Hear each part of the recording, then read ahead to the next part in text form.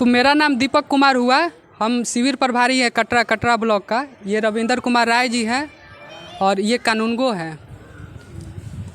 तो हम लोग आए हैं स्पेशल सर्वे, जो कि अभी आप सभी को पता होगा कि स्पेशल सर्वे स्टार्ट हुआ है। सर्वे का अगर हम ब्रीफ दें तो अंग्रेज़ों के टाइम 1890 के आसपास में कैडेस्ट्रल सर्वे हुआ था। तो वो कुछ 15-20 साल तक चला था और कैडेस्ट्रल सर्वे बहुत अच्छा से कंप्लीट हुआ था। उसके बाद 50-60 साल बाद 1960-62 के आसपास रिविजनल सर्वे हुआ। ये बहुत अच्छा, तो ये कंप्लीट नहीं हो पाया, मतलब 38 ज़िला में टोटल 10-11 ज़िला में ही कंप्लीट हो पाया। तो फिर 2011 में बिहार सरकार द्वारा तय किया गया कि एक नया टेक्नोलॉजी अपनाकर एक नया सर्वे किया जाए। तो वही उसी का नाम है स्पेशल सर्वे।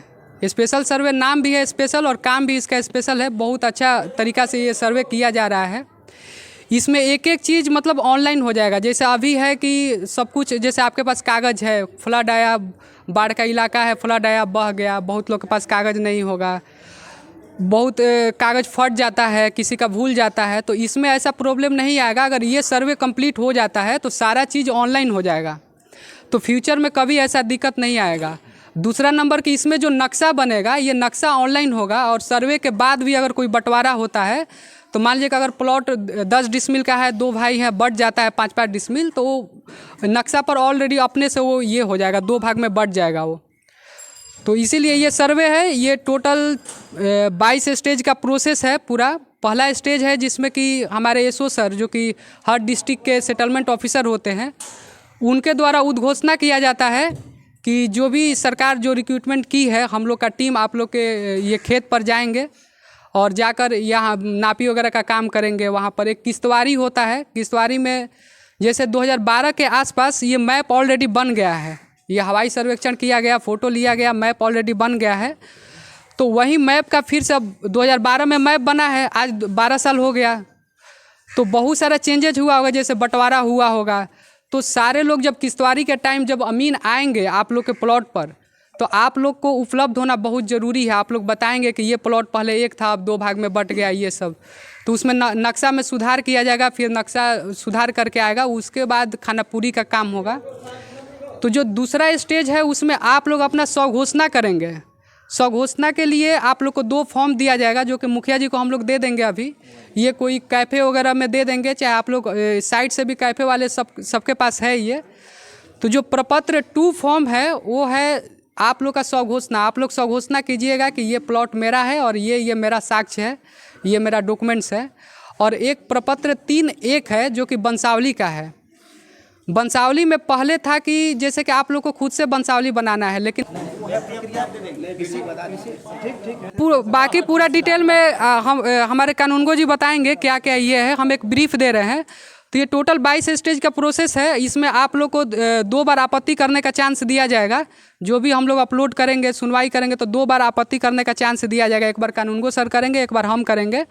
फिर उसके बाद जब लास्ट स्टेज होगा, जो 20वां स्टेज होगा, उसमें आप लोग को ये खतियान और नक्शा प्रोवाइड कर दिया जाएगा। और उसके बाद जो भी सुधार होगा तो आप लोग कोर्ट के थ्रू फिर कर सकते हैं। तो हम चाहेंगे कि फिर आगे का जो भी ये है बात है वो पूरा डिटेल में ये कानूनगो सर बताएंगे। और पहले हम लोग जो भी है सब कुछ हम लोग को बता देने दीजिए। उसके बाद हम लोग क्वेश्चन आवर रखेंगे, हाफ एन आवर का। आप लोग का जो भी क्वेश्चन होगा आप लोग करेंगे। ये इसमें बोलना पड़ेगा क्या? मैं अपना परिचय पहले आप लोगों को दे दूं। मेरा नाम रविंदर कुमार राय है और मैं यहाँ विशेष सर्वेक्षण कानूनगो के पद पर मेरी नियुक्ति हुई है कटरा अंचल में विशेष सर्वेक्षण के लिए। कटरा अंचल के अंतर्गत जो 80 राजस्व ग्राम है उसके लिए अलग अलग अमीन, लगभग सभी ग्राम के लिए अलग अलग अमीन है। टोटल 30 अमीन है। 30 अमीन को ही राजस्व ग्राम डिवाइड किया गया है। आपके यहाँ का अमीन मुन्ना कुमार है। बेलपकौना पंचायत के अंतर्गत जो 2 राजस्व ग्राम है उसका अमीन मुन्ना कुमार है, जो अभी ट्रेनिंग में है, आज नहीं आया है। वो 31 तारीख के बाद आप लोगों के गाँव में रहेगा, घूमेगा, आप लोगों से मिलेगा, सभी लोगों से मतलब उनका मिलना जुलना शुरू हो जाएगा। तो अभी हम लोग जो बता रहे थे, जैसे सर पहले वंशावली पे डिस्कस कर लेते हैं। सर जो बोले हैं सही बोले हैं कि मतलब जो लेटर आया है वो लेटर आज नहीं आया है, वो दिसंबर 2023 का ही लेटर है। जो आप लोग सुने होंगे कि उस बीच में वंशावली में थोड़ा सा चेंज किया गया था सरकार द्वारा कि मतलब वंशावली कोर्ट से बनेगा या फिर सीईओ के द्वारा साइन सब था, फिर उसमें संशोधन हुआ, बोला कि नहीं फिर सरपंच बनाएगा। वो एक अलग मैटर है। वंशावली आपको जो सर्वे में देना है उसके लिए आपको किसी की साइन की आवश्यकता नहीं है। ठीक है। वो जो बनसा वाले आप किसी और काम के लिए दे रहे हैं वहाँ आप दीजिए, लेकिन सर्वेक्षण के क्रम में ज़मीन सर्वे के लिए आपको बंसावली खुद देना है। और हम लोग जैसे आज ग्राम सभा कर रहे हैं, ग्राम सभा करके उस बंसावली को हम लोग खुद वेरीफाई करवाएंगे, आप लोगों के द्वारा ही वेरीफाई करवाएंगे, ग्राम सभा में ही वेरीफाई होगा। उसके लिए किसी भी कोर्ट कचहरी या किसी भी कार्यालय कहीं नहीं जाना है। बंसावली एकदम क्लियर समझ लीजिए आप लोग इन चीज़ों को, ठीक है।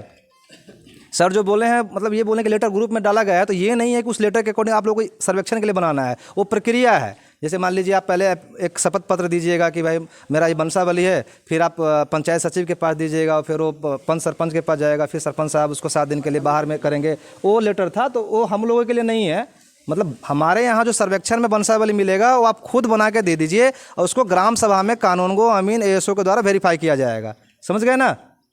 ये क्लियर है ना बंसावली? तो अब हम स्टेप पे आते हैं। तो अभी जैसे बंसा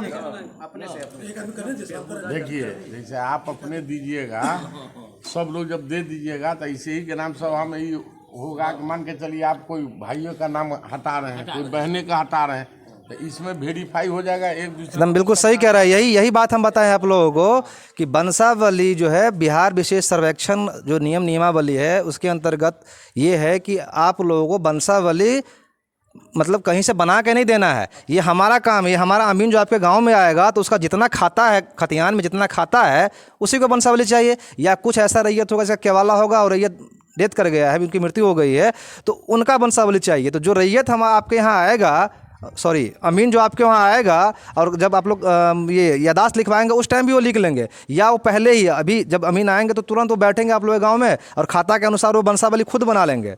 आप लोग यदि दे रहे हैं तो हमारा काम थोड़ा सा आसान हो जाएगा। जो काम हम 1 महीने में करेंगे वो हमारा काम 10 दिन में हो जाएगा। बस फ़र्क यही है, थोड़ा सा काम जल्दी हो जाएगा। तो क्योंकि आप लोगों से कुछ मेहनत नहीं करना है, एक पेज पे बनाइएगा, ला के दे दीजिएगा। ऐसे ही एक दिन ग्राम सभा करेंगे, उसमें हम लोग वेरीफाई कर लेंगे कि क्या ये उनके द्वारा दिया गया बंसावली सही है। तो जैसे हम पढ़ के सुनाएंगे, कुछ लोग ऐसे होंगे जिनको मान लीजिए बुजुर्ग आदमी को सबके बारे में पता है कि उनका वंशज कौन है, जहाँ उनको दिक्कत लगेगा अपने आप बताएंगे नहीं सर इन्होंने एक पुत्र का नाम या एक भाई का नाम, अपने बहन का नाम छोड़ दिया है। तो इससे बढ़िया बंसावली नहीं बन सकता है कहीं भी। समझ रहे हैं ना? बंसावली के लिए फिर क्वेश्चन मत कीजिएगा आप लोग बार बार, क्योंकि जो लोग समझ गए हैं वो दूसरे आदमी को समझा दीजिएगा, बहुत फ़ोन आता है उसके लिए, ठीक है। इसके बाद अभी जो आप लोगों को सबसे पहला काम करना है, आपके घर में जो भी पेपर है, ठीक है, आपके घर में जो ज़मीन से संबंधित जो भी पेपर है, चाहे वो केवाला है, बास्कित पर्चा है, भूदान का पर्चा है, खतियान है, रसीद है, मतलब आपको ये लग रहा है कि इसके आधार पर ज़मीन हम दखल किए हुए हैं या मेरा है, आप स्वघोषणा के थ्रू दावा कर सकते हैं। स्वघोषणा एक प्रपत्र है जिसका नाम है प्रपत्र 2। तो प्रपत्र 2 हम मुखिया जी को व्हाट्सअप कर दिए हैं, और जो भी साइबर कैब वाले हैं वो लोग अपना DLRS एक साइट है, वहाँ से डाउनलोड मार सकते हैं, मोबाइल में भी आप लोग डाउनलोड मार सकते हैं, ठीक है। हर दुकान पे मिल जाएगा, सभी लोग जागरूक हो गए हैं। तो ये आप लोग मुखिया जी के थ्रू वार्ड सदस्य को ग्रुप में भेज देंगे, जो इनका ग्रुप है पर्सनली, उसके थ्रू आप लोग को सब जगह मिल जाएगा ये। तो ये प्रपत्र 2 भरना है। प्रपत्र 2 में क्या होता है, पहला कॉलम होता है रैयत द्वारा धारित भूमि की रैयत का नाम, रैयत का नाम, उसका जो पहला कॉलम है उसमें रैयत का नाम है। तो रैयत का नाम कैसे भरिएगा, जो लोग जिंदा हैं वो तो अपना नाम डालेंगे, लेकिन मान लीजिए किसी का खतियान है, 1962 वाला, 65 वाला या 70 वाला कॉलम है, कॉलम के वाला है, तो मान लीजिए वो रैयत जिंदा नहीं होगा। यानी जो रैयत जिंदा नहीं है, जिनके नाम से पेपर है और रैयत जिंदा नहीं है, तो इसका पहला कॉलम है रैयत का नाम और सह हिस्सेदार का नाम यदि कोई हो तो। सह हिस्सेदार मतलब खतियान में एक से ज़्यादा आदमी का नाम है तो उसका हिस्सेदार हो गया। तो आप लोगों को प्रपत्र 2 के पहला कॉलम में रैयत का नाम लिखना है, जीवित रैयत का नाम लिखना है। समझ में आ गया चीज़? जैसे मान लीजिए किन्हीं के दादाजी के नाम से है तो वहाँ बंसावली बना रहे हैं, बंसावली बना रहे हैं, तो बंसावली के आधार पर इसमें सभी लोगों का नाम दीजिएगा पहला कॉलम में, ठीक है। यदि पहला कॉलम में सभी लोगों का नाम बोलें, लेकिन कुछ लोग ऐसे भी हैं जो बंटवारा करवा लिए हैं, दादा के नाम से ज़मीन था और यहाँ पिताजी में बंटवारा करवा कर चाह रहे हैं हमारे सब पिताजी के नाम पे खाता खुल जाए। कुछ ऐसे भी हैं जिनके पिताजी भी डेथ कर दिए तो वो लोग चाह रहे हैं कि अब हम अपने नाम पे करवा लें, है ना। तो बंसावली से क्लियर हो जाएगा कि दादा या परदादा के नाम से ज़मीन था और अभी जो है बंसावली में ये लोग डेथ कर गए, यहाँ ये लोग जिंदा है, तो वो लोग अपना नाम भरेंगे। लेकिन जो बंटवारा करवा लिए हैं तो बंटवारा के आधार पर सभी लोग ये फॉर्म अपना अपना अलग अलग भरेंगे। बंटवारा के बाद मान लिया कि बंटवारा में हमारी ज़मीन है और उसमें दूसरे ही आदमी का नाम चढ़ा हुआ है, ज़मीन मेरे कब्जे में। बंटवारा में दूसरा आदमी का नाम चढ़ा है मतलब बंटवारा आपका खतियानी ज़मीन है, आपने बंटवारा करवाया, शेड्यूल अलग अलग बनवाया, तो शेड्यूल के अनुसार क्या करें, मतलब दखल नहीं है, बंटवारा हो गया ना। नहीं, हाँ ठीक, कहने का मतलब कि जमीन इसके दखल में है, नाम इसके वालिद का या दादा का नहीं, किसी और का है। बंटवारा पेपर पे पहले जमीन तो के कागज अच्छा से पे, खतियान पे। बांट के तो घर देखिए पहले बात को छोड़ जाइए, अभी जो आपके पास लिखित में जो चीज़ है वो वैलिड है। यदि आप मुंह से बोलिएगा कि सर ये मेरा पैतृक संपत्ति था और ये हम जोत रहे हैं, ये जोत रहे हैं, इनका खाता खोल दीजिए, नहीं खुलेगा। वंशावली के आधार पर सभी लोगों का नाम पड़ जाएगा उसमें, ठीक है। यानी जहाँ विवादित है, मतलब विवादित ये हुआ कि हमारा एक भाई चाह रहा है कि हम नहीं बंटवाएं, हम चाह रहे हैं बंटवाएं, तो बंटवारा नहीं हुआ, क्लियर नहीं हुआ, वो मामला फिर फंस गया, बंटवारा सूट का मामला आ गया। तो वहाँ हमारा काम है, सर्वेक्षण पदाधिकारी कर्मी का काम है कि वहाँ पे आपको सुनवाई या कोई ये नहीं करना है, आप वंशावली के आधार पे नाम डाल दीजिए, उनको जब अपना होगा अपना बंटवारा करवा के वो अलग करवा लेंगे, ठीक है। समझ रहे हैं ना चीज़? ये दूसरा बात पूछा सर, हाँ, यदि हाँ क्या पूछे हैं फिर से ये रिपीट पूछ कीजिए। रहे हैं कि जमीन मेरी है, कब्जा मेरा है, लेकिन पेपर में किसी और का नाम है। किस ये पूछ रहे हैं क्या? जी यानी खतियान किसी और के नाम से बन गया है? हाँ, तो ये भी बता रहे हैं कि ये विशेष सर्वेक्षण जब भी हो रहा है, स्पेशल सर्वे, कोई भी सर्वे होगा तो सर्वे से जो पिछला सर्वे, जो हाल सर्वे जो हुआ है, गत सर्वे में जो लेटेस्ट सर्वे फाइनल है, चाहे वो सर्वे फाइनल हो, चकबंदी फाइनल, जो भी फाइनल हो, उसको आधार मान के करना है, ना कि हमको पीछे जाना है। उसके लिए कोर्ट है। यदि मान लीजिए अंग्रेज ज़माने में सर्वे हुआ था, 1890-95 में सर्वे हुआ था, 1965 में किसी का नाम गलत हो गया तो उसके लिए आपको कोर्ट जाना था, ठीक है। यदि आप कोर्ट गए हुए हैं, टाइटल चल रहा है या उस पर मामला और किसी तरह का है, आप उसमें लड़ रहे हैं, तो हाँ, बहुत सारे लोग जो गए होंगे, बहुत सारे ऐसे भी लोग हैं, उनके लिए बता रहे हैं। तो उनका जो है, जब आप फॉर्म भरिएगा तो वहाँ प्रपत्र 2 पे खाता खसरा रकबा जब लिखिएगा तो उसके आगे एक अभियुक्ति कॉलम है, वहाँ केस नंबर डाल दीजिएगा, ठीक है, ताकि हम जो खतियान बनाएंगे उस पर केस नंबर अंकित रहेगा, वो फाइनल नहीं रहेगा, केस नंबर अंकित है। जब आपका उस केस नंबर के तहत डिग्री होगा तो खतियान में तुरंत अपडेट हो जाएगा, ठीक है। पेंडिंग हो गया, नहीं पेंडिंग नहीं, खतियान तो बनेगा उस आदमी के नाम जिसका नाम से अभी पेपर वर्तमान में इसके नाम से उसी है। लेकिन यदि आप केस लड़ रहे हैं तो उस पर अभियुक्ति कॉलम में केस नंबर हम डाल देंगे, ठीक है। ये चीज़ क्लियर हो गया। फॉर्म भरने के लिए बताया है, पहला कॉलम है रैयत का, दूसरा कॉलम इसमें है जो अस्थाई पता, आप लोग का घर कहाँ है, जो आधार कार्ड है उसके अनुसार भर दीजिएगा। फिर है खाता नंबर जमीन का पेपर पे रहता है, खेसरा रहता है और रकबा रहता है, ये तीनों चीज़ भरिएगा उस पर। इसके बाद है ज़मीन का किस टाइप का किस्म, चौहद्दी होगा पहले, तो चौहद्दी मान लीजिए खतियान पे रहता है, लेकिन खतियान तो पुराना हो गया, तो यदि आपको वर्तमान का जो पता है उसको डालिए, अभी वर्तमान में किस आदमी का ज़मीन है वो डाल दीजिए। इसके बाद उसका किस्म है ज़मीन का, तो किस्म में क्या डालना है आपको, इसमें 3-4 टाइप का डालना है, कृषित, अकृषित, आवासीय और वाणिज्य। मतलब कमर्शियल टाइप का कोई ज़मीन है, जहाँ कोई फैक्ट्री लगा हुआ है तो कमर्शियल में आएगा, वहाँ कमर्शियल डालिएगा। जिस पे घर है वो आवासीय डालिएगा, जो खेती के लिए है कृषित, जिस पे खेती नहीं है, बंजर भूमि है, अकृषित। ये 4 टाइप से उसमें डाल दीजिएगा, ठीक है। इसके बाद आगे लगान वगैरह है, लगान नहीं पता रहता है तो लगान छोड़ भी दीजिएगा, कोई दिक्कत नहीं है। इसके बाद क्या था, जमाबंदी संख्या। जमाबंदी संख्या, यदि आप रसीद कट रहा है तो जमाबंदी संख्या है, रसीद नहीं कट रहा है तो जमाबंदी संख्या नहीं होगा। कुछ लोग ऐसा होगा जो रसीद नहीं भी कट रहा है लेकिन उसका ऑफलाइन में रसीद होगा, जमाबंदी नंबर उनका पता है, ऑनलाइन नहीं है, तो आप डाल दीजिएगा जमाबंदी नंबर, ठीक है। ये हो गया। इसके बाद क्या है, अभी जमाबंदी में किसी आदमी का दाखिले खारिज नहीं हुआ है, केवाला करा लिया। हाँ, तो दाखिल खारिज नहीं हुआ है तो वही तो बोले, जिसका जमाबंदी कायम है वो डालिएगा, नहीं कायम है उसको छोड़ दीजिएगा। लेकिन फॉर्म भरना है सभी लोगों को, ठीक है, फॉर्म सभी लोगों को भरना है। इसके बाद था दावा का आधार मतलब हुआ कि आपको कैसे मिला हुआ है, केवाला, खतियान, रसीद, चाहे जो भी है वो चीज़ वहाँ लिख दीजिएगा, केवाला द्वारा, खतियान द्वारा, या फिर बास्कित पर्चा द्वारा, भूदान पर्चा द्वारा, बंदोबस्ती द्वारा, या फिर बदलेन द्वारा। बदलेन भी होता है, जैसे मान लीजिए मेरा ज़मीन यहाँ था, उनको वहाँ दे दिए, हम यहाँ ले लिए, तो सर्वे के क्रम में यदि आप हमको एक बदलेन पेपर बना के दे दीजिएगा, ये अपना पंचनामा बंटवारा जो बोलते हैं पंचनामा टाइप में, उससे भी खाता खुल जाएगा, ठीक है। ये है, ये प्रपत्र 2 भरना है। प्रपत्र 3 एक वंशावली का था जो आप लोगों को बताया, खुद से बना के दे देना है। यही 2 फॉर्म भर के आप लोगों को 10 तारीख तक ऑनलाइन कर देना है। ये इसलिए 10 तारीख तक कह रहे हैं कि इसमें कहीं जाना नहीं है आप लोगों को। जो लोग घर पे हो तो आराम से कर सकते हैं। अब ये कुछ लोग का क्वेश्चन सर बाहर हैं, तो उनके फैमिली मेम्बर कोई यदि यहाँ है तो वो कर दे, नहीं है तो फिर तो आना पड़ेगा, उनको आना पड़ेगा। हाँ, 10 तारीख तक ऑनलाइन कर, जितना जल्दी हो सके कर दीजिए। बहुत लोग नहीं, कम समय नहीं है, सुनिए नहीं, सबके लिए कम समय। आपको कहाँ जाना है बताइए इसके लिए? ठीक, खतियान बार में दह गया है तो हो सकता है कुछ तो रिकॉर्ड होगा, उसके पास रसीद तो होगा। क्या चीज़? सुनिए खतियान, सुनिए ना, पहले सबका है। आप लोग भू अभिलेख साइट पे जाके वहाँ पे खतियान पूरे आपका अंचल का पूरा खतियान अपलोड वहाँ से देख सकते हैं आप लोग। नहीं, वो आप जो कह रहे गलत चढ़ा है वो अलग है, वो एंट्री वाला है, लेकिन आपका ओरिजिनल कॉपी उस पर स्कैन करके डाला हुआ है। नेट से खतियान दो तरह का है, वही आप लोग अभी सभी लोगों को पता नहीं है ये चीज़। भू अभिलेख एक साइड है, उस पर जो आप लोग अंचल में देखने जाते हैं सेम चीज़ स्कैन करके डाल दिया हुआ है।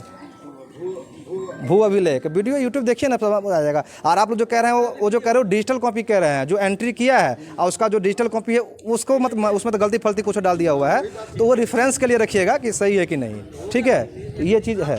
तो और जहाँ हाँ बोलिए, जैसे किसी आदमी के पास 20 के वाला है तो वो तो इसमें एंट्री कर बता रहे हैं, सारा कागजात आपको देना पड़ेगा। बता रहे हैं ये जब भरिएगा तो किसी का मान लीजिए इसमें 8-10 के वाला है, 8-10 खेस रहा है तो एक फॉर्म में ही आ जाएगा।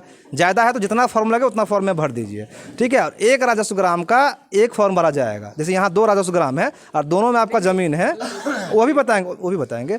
दोनों राजस्व ग्राम है तो दोनों का खाता खेसरा रकबा एक पे मत डालिएगा, दोनों का अलग अलग भरिएगा, ठीक है। और जितना भरिएगा उसका फ़ोटो कॉपी, यानी आपने दिखाया केवाला से प्राप्त है तो उस केवाला का फ़ोटो कॉपी कम से कम, जैसे जहाँ लेखकारी लेखधारी खरीदने बेचने वाला और रकबा और ये सब होता है, उसको जो है आप लोग इसके साथ अटैच करके स्कैन करके उसको भी अपलोड करना है, ठीक है। और हो जाएगा तब मान लीजिए किसी के पास 10 के वाला या 20 के तो वाला 3-4 PDF बनेगा, जैसे मान लीजिए 40 पन्ने का हो जाएगा। तो PDF बना के उसको अपलोड करना है।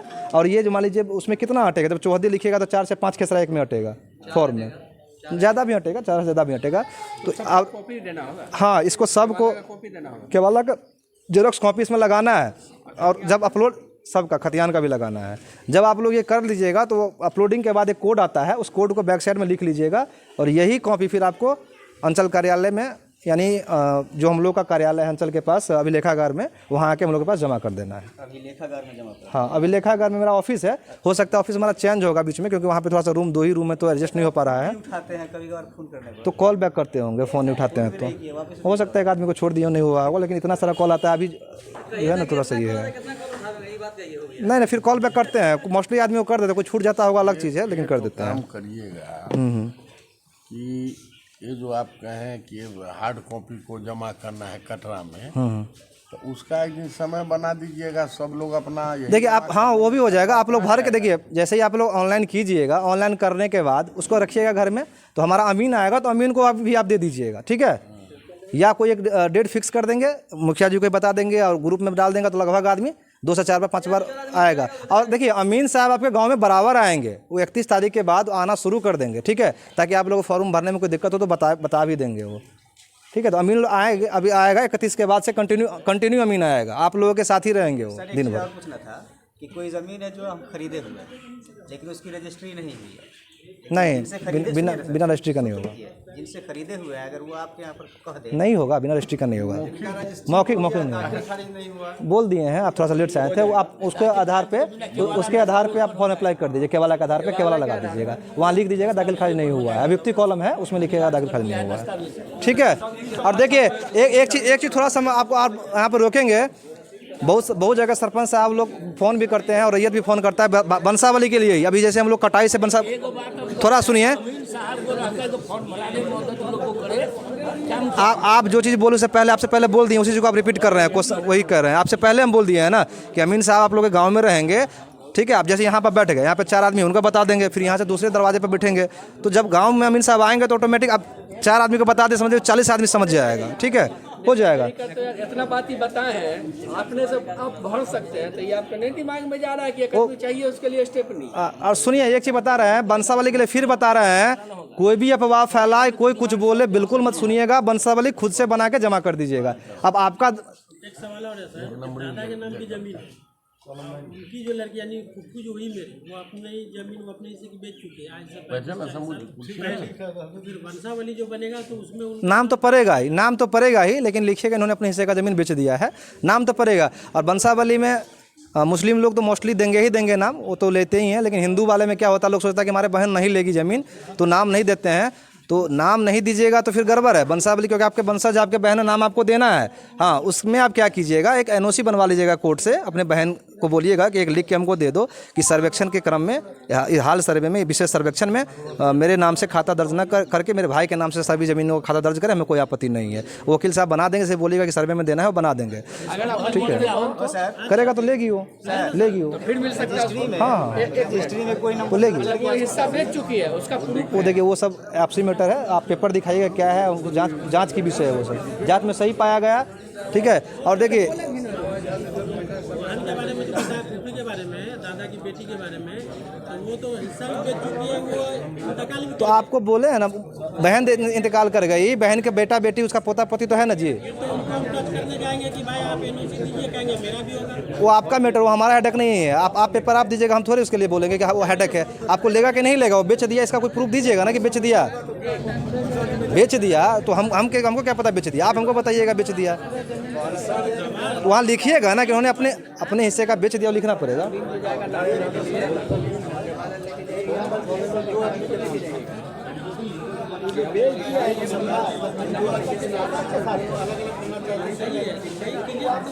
एक नंबर का जमीन 2 आदमी के नाम से है, मतलब वो तो एक नंबर का जमीन 200 आदमी के नाम से रह सकता है, तो रकबा पर डिपेंड कितना आदमी लिया हुआ है, एक ही केवाला पे 2 आदमी है, तो बंटवारा करवाइए ना, वही तो बोल रहे हैं, बंटवारा करवा लीजिएगा।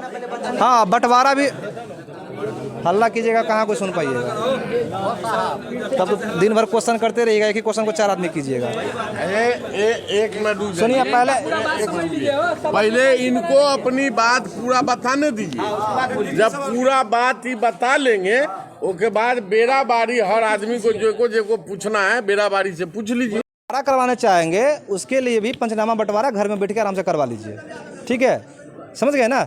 मनसावली बंटवारा 2 चीज़ आप खुद से बनाइए, वही चीज़ आपका वैल्यूएबल है।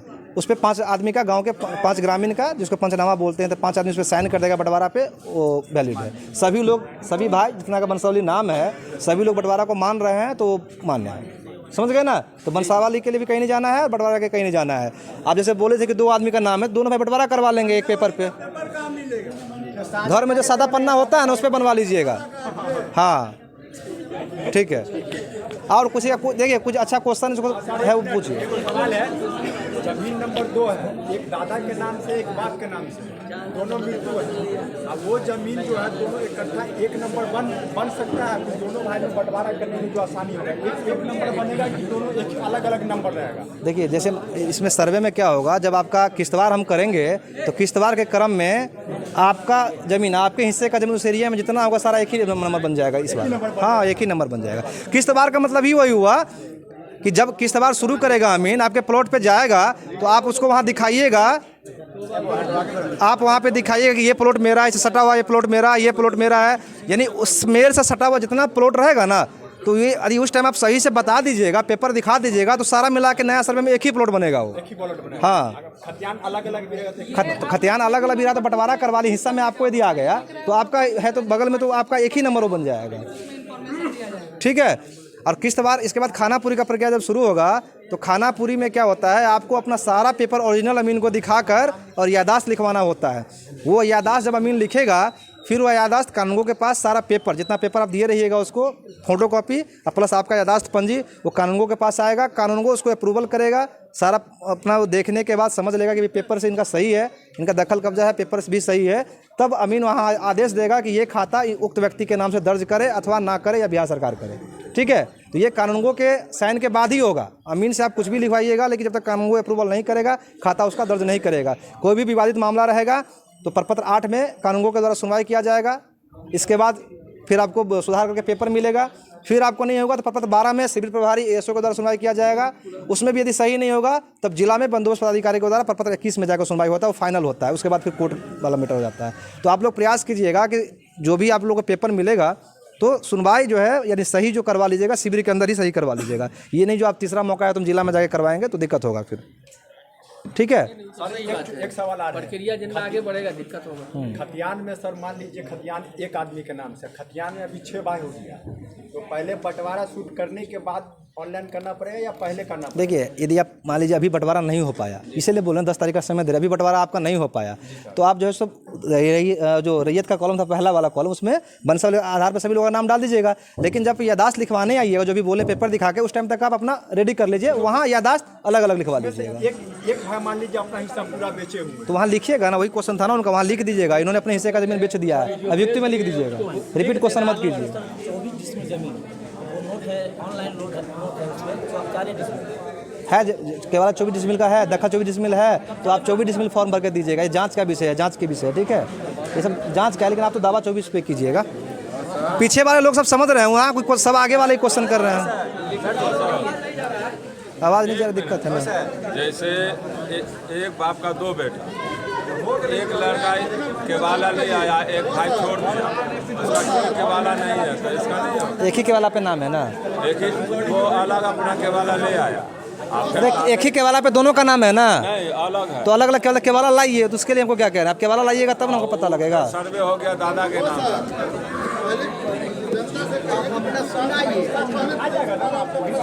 नहीं, हमारा जो कहना था कह दिया, आप लोग कुछ पूछना तो पूछ सकते हैं, बता दिया। आपका जनरल ये चीज़ है। और है कि ज़मीन जो है पहले की है, इधर सुनिए एक मिनट पहले एक बात सुनिए। ज़मीन रजिस्ट्री करने के बाद पहले रसीद करता था, डुप्लीकेट करवाया दादा। हाँ, जब करता था, खूब करता रसीद की वजह से आज तक ज़मीन केवाला हमारे पास मौजूद है। मेरे दादा भी इंतकाल कर चुके, फादर भी इंतकाल हुआ। ज़मीन का कागज़ निकाले तो केवाला है, लेकिन उन्हीं के नाम पे ज़मीन आ जाएगी। तो आपका जमाबंदी कायम अलग नहीं हुआ होगा तो बताया है ना, वहाँ लिख दीजिएगा कि दाखिल खारिज नहीं हुआ है। ये सब जांच का विषय है, ये सब हम लोग कर लेंगे। पहले आप लोग फॉर्म में केवाला के अनुसार भर के दीजिए। हाँ, भरते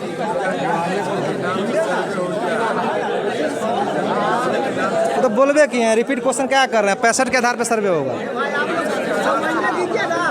उनका सुनिए पहले, उनका क्वेश्चन सुनिए, उनका क्वेश्चन सुनिए क्या कह रहे हो।